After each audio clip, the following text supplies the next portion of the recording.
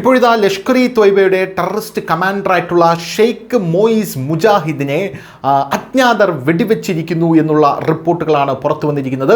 വെടിവെച്ച് കൊന്നിരിക്കുന്നു എന്ന റിപ്പോർട്ടുകളാണ് ഇപ്പോൾ പുറത്തു വന്നിരിക്കുന്നത്. ഇയാൾ പാകിസ്ഥാനിലെ കസൗറിലെ ഇയാളുടെ ഭവനത്തിന് മുന്നിൽ വെച്ചാണ് ഈ സംഭവം നടന്നത് എന്നാണ് നമുക്ക് മനസ്സിലാക്കാൻ സാധിക്കുന്നത്. LTT terrorist commander Sheikh Moiz Mujahid shot dead by unknown men outside his home in Kasur, Pakistan എന്ന റിപ്പോർട്ടുകൾ നമുക്ക് ലഭിക്കുന്നു. He was very close associated to Hafiz Saeed. അതായത് ഹാഫിസ് സെയ്ദ് എന്ന് പറയുന്ന ഈ LTTയുടെ ഏറ്റവും വലിയ ഭീകരവാദിയായിട്ടുള്ള, അതായത് ഇന്ത്യ തിരയുന്ന ഏറ്റവും വലിയ ഭീകരവാദിയായിട്ടുള്ള ഹാഫിസ് സെയ്ദുമായി വളരെ അടുത്ത ബന്ധം പുലർത്തുന്ന ഒരു വ്യക്തിയായിരുന്നു ഈ മരണപ്പെട്ട ഈ മുജാഹിദ് എന്ന് പറയുന്നത്, ഷെയ്ഖ് മുജാഹിദ് എന്ന് പറയുന്ന വ്യക്തി.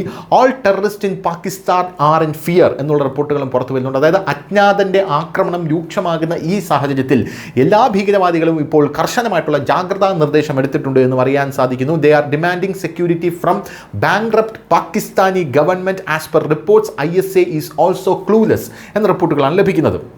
അതായത് പാകിസ്ഥാൻ ഗവൺമെൻറ് ഇവർക്ക് സംരക്ഷണം നൽകണം എന്നാണ് ഇവർ പ്രധാനമായിട്ടും പറയുന്നത്. അതിൻ്റെ ഒരു കാര്യമെന്ന് പറയുന്നത്, ഓപ്പറേഷൻ സിന്ദൂറിന് ശേഷം ഈ പാകിസ്ഥാൻ ഗവൺമെൻറ് അവിടെ നാശനഷ്ടം സംഭവിച്ച സകല ഭീകരവാദികൾക്കും വലിയ രീതിയിലുള്ള നഷ്ടപരിഹാരം കൊടുക്കുന്ന ഒരു കാഴ്ച നമുക്ക് കാണാനായിട്ട് സാധിച്ചു. ഏറ്റവും കൂടുതൽ നാശനഷ്ടം ഉണ്ടായത് അവിടെ ജെയ്ഷെ മുഹമ്മദ് ഭീകരനായിട്ടുള്ള മസൂദ് അസറിനാണ്. അപ്പോൾ മസൂദ് അസറിന് സ്വന്തം കുടുംബം പോലും നഷ്ടപ്പെട്ടതുകൊണ്ട് 14 കോടി രൂപയാണ് അവിടെ പാകിസ്ഥാൻ ഗവൺമെൻറ് മസൂദ് അസറിന് നഷ്ടപരിഹാരം കൊടുത്തിരുന്നത്. അപ്പോൾ അത് മുന്നിൽ കണ്ടുകൊണ്ടാണ് ഇപ്പോൾ ഈ പാകിസ്ഥാൻ ഗവൺമെൻറ് കടക്കണിയിൽ കിടക്കുന്ന ഈ ഗവൺമെൻറ് ഞങ്ങൾക്ക് സംരക്ഷണം തരണം എന്ന് ഇവർ പറയുന്നത്.